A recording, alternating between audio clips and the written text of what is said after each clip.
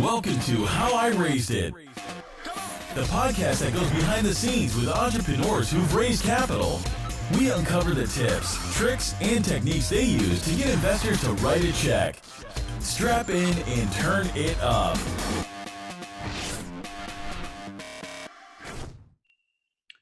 Hi, welcome to another episode of How I Raised It, produced by Foundersuite.com.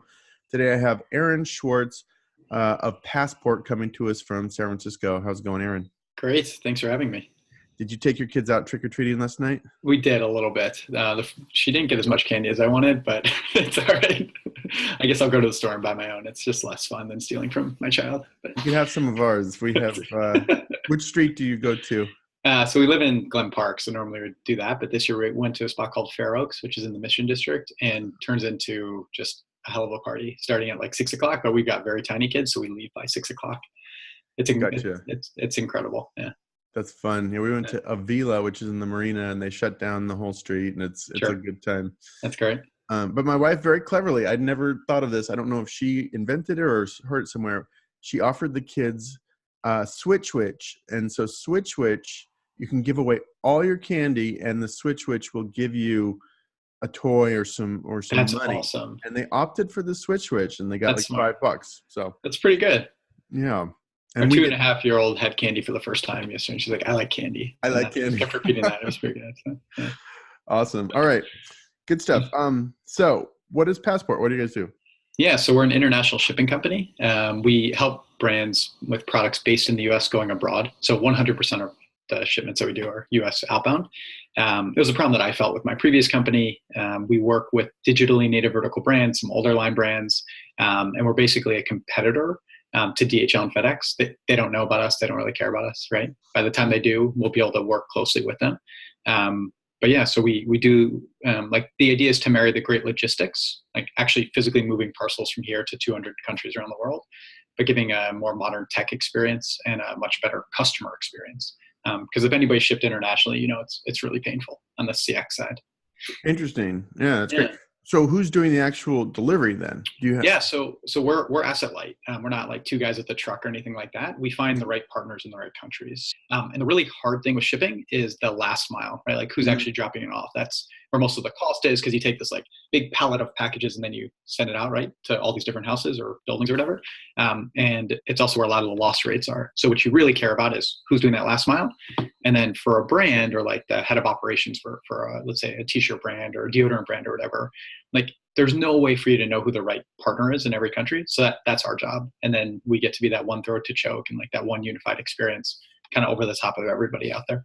Wow, interesting. Yeah. So to launch this, did you have to go strike all these relationships with Last Mile and other, carriers in advance of launching? I guess you would have to, right? No, it's a really good question. So my background, I ran a consumer brand for a little bit more than 7 years. And my co-founder, Alex, actually ran a shipping company for a couple of years. And between the two of us, we actually knew a lot of different industry players. We don't have personal relationships in 200 countries, but for the places where we don't have a direct relationship, we know we have a partner who are basically a reseller. So it's like there's an awesome logistics person who's figured out the right suite of partners, and it's just more seamless for us to go work with them. They're great at what they do. We don't mind taking a smaller margin and giving them room in exchange for a better experience for our brands. Interesting. Yeah. Cool. Over time, yeah, we when it makes sense, we'll have relationships everywhere, but for now it's not necessary. Awesome. When did you guys get started? How long have you been around? Yeah, so about a year actually. So this is October of 2018. So yeah, Alex and I, we co-founded the company in October of 2017. He'd been noodling on the idea before that for probably 6 months. So that was sort of my next question is where'd you guys come up with the idea? I guess you've already elaborated on that, but maybe any more on the backstory or genesis of this? Yeah. So we both took our previous companies through an accelerator program called NFX, for like network effects. Okay, sure. And that's now a venture fund. It's a pretty awesome fund based in San Francisco, and I think also in Israel. And Alex's previous company is still going and going very strong. It's a business called Lynx, Lynks, and it helps folks abroad buy products from the US. They ended up specializing in the Middle East, which is just a very difficult place to ship to because not all the like nationalized posts are the right partners that you would want to use. There might be some too high of loss rates, right, for among other issues. And so what they did is they actually like their business was shipping. And so they built like kind of custom routes from the US into Dubai or into Cairo. And initially when they started the company, and this was a really cool insight from Alex, they used DHL. And DHL is an awesome company, right? Like logistics business founded in like late 1960s. And, you know, you don't get to be that scale if you're not great at what you do. But eventually he realized that DHL in the Middle East wasn't really DHL. They were Aramex. So they would partner with this company. And then Aramex wasn't doing the door-to-door. Aramex would partner with Fetcher or some last mile delivery company, right? Kind of like an Uber Rush or a Postmates or Axel Hire or Shipsy or all the things that are happening in the US. And so the big insight, which is so obvious once you take a step back, is that no company, no matter how big, is big enough to have a plane and a truck in every city in every country. So everybody, even like the big legacy carriers, are also a network of partners or franchisees or, you know, however you want to think about it. And so we kind of took a step back and realized, oh, we could do this globally and just be asset light. And when you're asset light, what that means is you get to figure out who the right partner is everywhere. And when a better partner pops up, like if drones become the right delivery choice in Beijing, like we would just use a drone delivery partner, right? Obviously getting years ahead of where we are today. But the idea is like, how do you, you know, it's like a flight to quality, for lack of a better term. Interesting. So yeah, that makes a lot of sense. So you guys can just focus on the user experience and the front end interface and all that good stuff. And the customer experience too. So we like, international is really interesting because like if you assume you don't do an express shipment, which if you're shipping a t-shirt abroad, you don't need it the next day, right? It's not like people are buying most international products urgently. So if you tell a customer, hey, it's going to be there in 8 days, by day 5, they might get antsy if the digital experience is a little bit janky. And so they'll say, hey, where the hell is my package? Yeah. And the reality is like right now that's a negative impact on a brand, right? Because like the person might tweet, hey, thanks so much, brand X, like my package isn't here yet. And the reality is like, it shouldn't be there yet. The brand communicated it wouldn't be there yet, but the customer still has anxiety. And so there are 2 things you can do. One is like that digital experience. So just surface information in a cleaner way for a brand or for the consumer. And then the second is like when the person messages it, right, where the hell's my package, is we actually intercept those. So the brand is going to have to deal with it and then talk to us. And like that costs a brand a couple of bucks on customer support. And so the idea is like, you guys should not have to even take that cost because you don't have that information anyways. So we intercept it. Very interesting. Yeah. I'm kind of amazed on shipping. So this is a little bit of a tangent, but please. It's my parents' 50th wedding anniversary. And what we're going to do, the 4 of us kids are going to recreate their wedding from 50 years ago. Okay. And they wore, my dad and his groomsmen wore Nehru jackets, and my mom wore these like almost like a Chinese satin gowns. And so we're ordering these things to surprise them and ordering them on eBay, right? Where do you get Nehru jacket? Yeah. And it's coming to me in this package from India. And then another part comes from China. And it's like direct shipping to me. And I'm just amazed that I can just order something and it is cut to fit from India in a week or 2. It's kind of crazy. And when I started my career in New York, there was a guy who's Indian, but he was based in Hong Kong, who used to come to New York and like, I think it still exists. It was like Maxwell's Tailors, and you'd get fit in like a Sheraton hotel room, and there'd be like a line of guys because it was all like men's shirts and men's suits. And then like 6 weeks later, you get all these perfectly cut everything, you know. So like that was my first kind of interaction with kind of like the globalization of how goods move. But today it's just crazy how everything works. It's a really cool space. It's fun. It's kind of nerdy, but it's pretty fun. Kind of nerdy. Yeah. And if something goes wrong, if the shipment is missing or falls off the back of the truck, I guess, do you guys pass that problem along to you? I mean, we're getting into a little bit nitty gritty, but No, it's a good question. Like the philosophy behind the company is like, what is a 70 NPS shipping company feel like? And so like NPS, Net Promoter Score, meaning like, would people say, I would love to recommend Passport to my friends, or I'd recommend Passport if I moved to a new company and had to make a shipping decision. And so it's like, if you're at a 70, you're just an incredible brand, and like it's aspirational. And the idea is like, if Canada Post has like rotating strikes right now, so shipments are slower than what we told our customers. The answer isn't pass the buck to Canada Post. The answer is we're so sorry. Like we're going to try and find some other solution right now. And if we can't, like we'll give small rebates and just say like, this is our fault, right? Yeah. And kind of take that accountability and really focus on how do you delight a customer. So if a package falls off a truck or it's broken, like we're accountable for it. Yeah. Interesting. Yeah. You're choosing us as a partner is basically the way it goes. And like, you don't want a partner who's like, well, it's not really our fault. It's kind of, this other guy's fault. Yeah, that's great. Okay, cool. Yeah. So let's talk about fundraising. How much have Sure. you guys raised and over how many rounds? Yeah, so we raised about $3 million. It was an interesting time. So we had a kid, and my wife was pregnant with number two, and she's got an awesome job and like affords me the opportunity to be an entrepreneur. And Alex has a young child as well, and had like previously been a banker and worked at Facebook, but had also done a couple startups, right? And so we made a decision that if you're building a global shipping company, you need to raise money. And so before we did much, we actually went out to raise a pre-seed round. And we were lucky because we were both multi-time founders. Alex had a good exit. I'd had a bad exit, but an exit nonetheless. And like had worked long enough that our reputations were reasonable, right? For lack of a better term.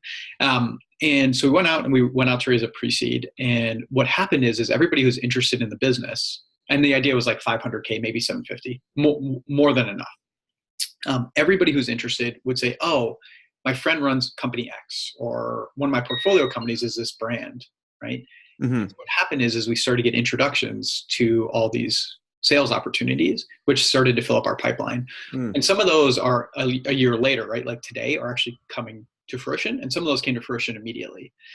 And so basically we had a story of like, hey, there's all this pain. And like, if you think about cross-border shipping, like logistics is necessary but insufficient. You really need a great experience, right? That digital experience, that customer experience. And then these, like, it's a logical story. It makes sense, right?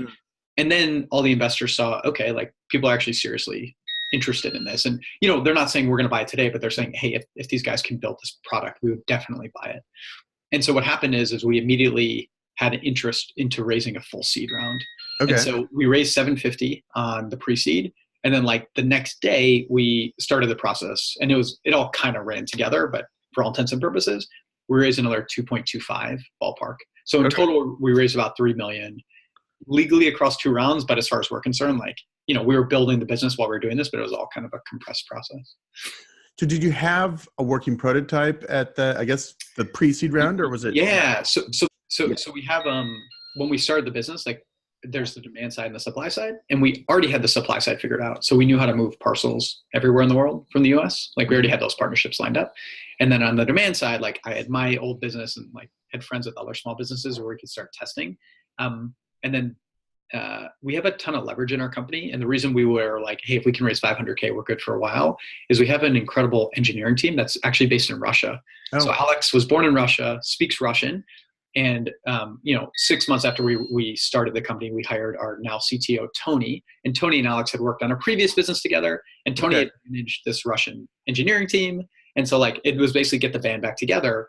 And these guys are just absolutely stellar. But, cost of living in Omsk, Russia is a little bit cheaper than San Francisco. So there's just like, your money goes a lot further. Everybody's gonna be an equity holder, et cetera. Like it's not an outsourced group, it's our team. But yeah, so cool. We were literally off to the races from the beginning. It was pretty cool. I do feel like there used to be, even just maybe 5 years ago, this almost requirement from investors that your engineering would be here in the Bay Area, and it seems to be less of a thing, less right? So. Yeah. I think there's just distributed teams everywhere. We actually met with an investor, more just like hey, we're not fundraising now, but like let's chat in 6 months sort of thing. But here's who we are, right? Just to like start building that relationship. Yep. And we used to like almost feel apologetic. It used to being a year ago, be like, hey, we this team in Russia, and like some people were pro and con. This guy was like, awesome. Like, we just moved on to the next discussion because he's like invested in huge companies, and he understands that like you need a major engineering team. If you need a major engineering team, and the like reasonably so, that the salary is 250K in one place or 50K in the other, like assuming you can manage it, assuming you like have the infrastructure to do a good job, there's just so much leverage in building a team of distributed folks. And that goes for all roles, as much as you can do it.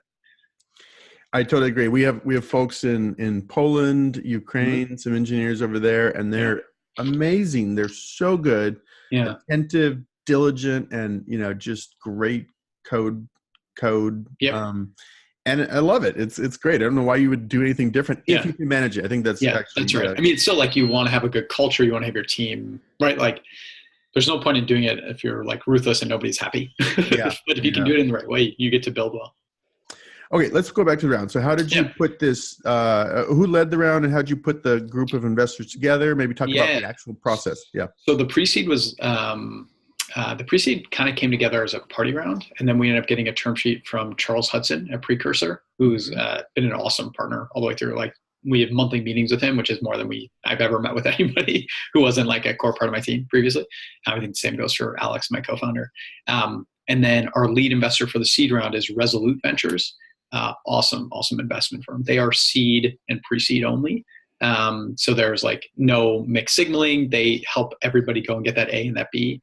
I think one of the companies in the fund just raised like $35 million, or it was announced yesterday. And BarkBox is in there. There are some awesome brands in there. Greats is in there, like cool shoe company. Yeah. Anyway, who's the partner over at Resolute? I know Charles. Yeah. He's a great guy. I've met him. So they're two partners. Mike is I think he's in Boston. So Mike's on the East Coast, and then Renan, who's our partner who brought us in, is in San Francisco. Oh, okay. Yeah. So how did you identify these folks and this? How did you identify the right people to go after? Yeah. So Charles, I met once or twice previously, but more I knew a couple of founders in his portfolio who were just effusive in their praise for him, and that was previous. And I'm, by the way, most everything I say, I'm probably saying I, and it's probably Alex or I. So, or like Alex as well, because we both went through NFX, and so we met those same folks. But like, just like everybody is effusive in their praise for Charles, both like amazing guy plus really helpful, right? And cares a lot about the founders. Renan, we actually got really lucky. We were introduced to him by one of our advisors. So one of the things we did when we started the company is we carved out a really big advisory pool. And like, normally it's risky to bring on advisors because it's somebody who you're like, oh, this person's going to bring me X, Y, and Z value. But like, the reality is they don't really do that, and it's not clear what the expectations are. But we had like advisors from previous companies and like had a very strong network of folks who it's just like, we get so much value by having them involved. One of our advisors is a guy, Ron McCovey, who I think he runs product and engineering now at Lyft. And Ron had known Renan socially. Ron was just a family friend. He used to manage my wife and previously. And so it was a warm intro there, and we were talking to a bunch of great firms, and they were the best fit. I mean, everything about our interactions with Renan, he's amazing business development, which is a core part of building our business. I did, I think, 6 or 7 calls with CEOs in his portfolio. He's like, nobody's ever done this many. And it was just a ton of reference checking. Hey, I was going to say, just what goes well when things are bad, what happens, how does he help? How do we get the most out of him? And like Mike and then Caroline, who works at Resolute as well. And like everybody just, I've never had like 100% thumbs up with, no, like, hey, it's good, except for. There was no except for. It was just, everything was positive. And so was that. And then we did something really, I think we were really fortunate. And this is probably because Resolute was such a good partner, is we had our term sheet, and then we asked for, I think 120 days after the round was like closed, and they'd wired in their money to go and fill the rest of the round. Okay. And so we were oversubscribed. So we knew we could fill up to the 3 million, right? Which is the number that we were getting to. Yeah. But what we didn't want to do is just take that next check and be done. Normally you want to, if you can be done with fundraising, be done, go build the business. But we raised more than enough at this point, and we wanted to be strategic about who we went and got. And so like we were proactive with trying to build a more diverse cap table. It was like Silicon Valley male to start, and primarily white male, right? And so it was like, let's go build a much more diverse cap table, which like, if you look at on our about page, you'll see some of our investors and advisors, and like, we're very proud of who's on the team. It was go find some strategic people who have not like shipping backgrounds, but have e-commerce and consumer brand backgrounds, so they can introduce us to prospective clients. Anyway, so we filled the round up that way and got really, really lucky. Yeah, I saw you had like Sophia Amoruso. Yeah. I thought that was interesting. How did you get to know her? It was a warm intro from another one of our investors. We fought really hard to bring her on, and it was great. So she's been great. Sam Yam, who's one of the co-founders of Patreon, has been extremely helpful, made some great introductions. Tommy Leap, who's just starting investing out of Jetstream, is great. I think he's also working at AngelList right now and helping. It's awesome. It's just like, it's a really nice group. So let me see if I got that right. You had the round mostly filled, and then you asked for 120 days to basically go fill out an additional little chunk, or? Yeah. So we had the round filled, and we had a firm that was willing to write basically assumed there was about 600K left in the round. And we had a firm that was willing to write that or more. And we had a couple other firms who were like, hey, if you go raise more, let me know. I want to write. So we were in this, I've never been in this place before. This isn't like standard. It felt incredibly fortunate, right? And we told the firm with 600K, we're like, we're not going to take 600K from you. We're going to go fill this and we'll let you have whatever's left. But about 150 is our goal. And so they knew that and they still wanted to be involved. And they were okay with that. And they understood like our strategy for that, which was hopefully to build a bigger company because we get better investors, better advisors, better everything. Yeah. And there's no way, I would not have been able to do this with any other round that I'd raised, or I don't think Alex had ever experienced that either. Yeah. If you have that luxury, that's great. And so when you're going to these kind of advisors / investors, is it, I guess what's sort of not your pitch about what you're pitching the business, but what's your sort of ask, or you know what I'm asking, like when we're doing that last 120 days. Yeah. What do you? It was as much flattery as possible. Like, hey, we are oversubscribed, and we really want you to be an investor. And if you're interested at all, like, ask us all the questions you want. We'll fly to you. You tell us how to work with you, and we'd love to do it. And it was much more of a, it's like when you're a student and you go and you talk to. You can go into any company and you can ask, even if you're like a graduate student, you're 45 and you're a grad student, you can still like go talk to the CEO of a random company because everybody wants to like help a student. For this, it was like, hey, you're the expert. You have this great network. We really want to align with you. Like, tell us what it takes. If if our minimum check is 25K and you only want to write 20, great. Like, just however we can get you involved in our company, I think we'll all win. And then, not everybody obviously says yes, but we worked really hard. It was a very targeted approach. Did you identify like, hey, we need experts in, I think you said like e-commerce or retail? I mean, kind of identified categories? A little bit. By that point, it was more who has a great reach into either recruiting. So like opens up a completely different candidate pool, right? Into press. So can make warm intros there, and primarily about BD. Like, it was just, okay, we know we have something good. We got like a pretty good sense of our product market fit, like where we belong. Yeah. Once we get to talk to the VP of operations at a consumer products brand, they go, oh yeah, I do not like shipping with the other guys. Let me ship with you. So awesome. Cool. Intros, yeah. What are, kind of continuing in this vein, what are some tips or practices you do to leverage your advisors? Like, how do you actively, great, you recruited them, you got them on board, they're on your cap table. Now, what do you do with them? So first of all, we keep everybody abreast of what's going on at the company. So we send a monthly update, good, bad, and different. Like, we update everybody on where we are. At the top of the update, before anything else, like right below our mission and like the main metrics, is how you can help us. Does anybody know somebody at this company? We're hiring for this role, right? Like anything like that, which is helpful. So it's very clear what our ask is. We schedule calls with the few people who we gave advisory shares to who aren't investors. Like, we're very proactive, because the answer is like, if you aren't going to do the work, like you signed a contract to get those advisory shares. So one guy actually hasn't done anything, and like he's fallen off as an advisor. So it's not like we gave him a grant. It's a grant over 2 years. Yeah. Investing monthly. Right. And like, that's okay. It's just not his priority, and that's fine. Right. That's bound to happen. But I think it's more about being intentional. Yeah. And just for anyone, because I think this is interesting, might be a good strategy for others. For folks maybe not familiar, basically these advisors, you gave them a grant of, can you give a range of what common sort of shares. Stock? Yeah. So for the most part, you do 1/10 of a point to 1/4 of a point. Okay. Vested over 2 years. Yeah. And, monthly, like in immediate vesting. Yep. And ideally you don't do that for somebody unless they've already spent 6 months helping you pro bono. The idea you don't want, if you go and you proactively go get in it. So we were proactively going to get investors at that point, just to be clear.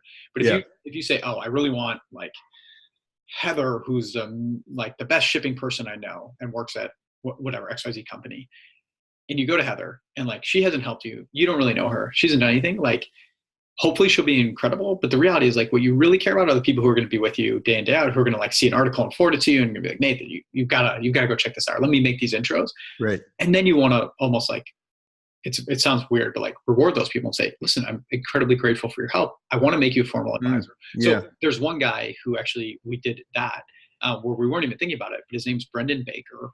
He actually runs a co-working space, among other things, that I work out of called Fabric. Okay.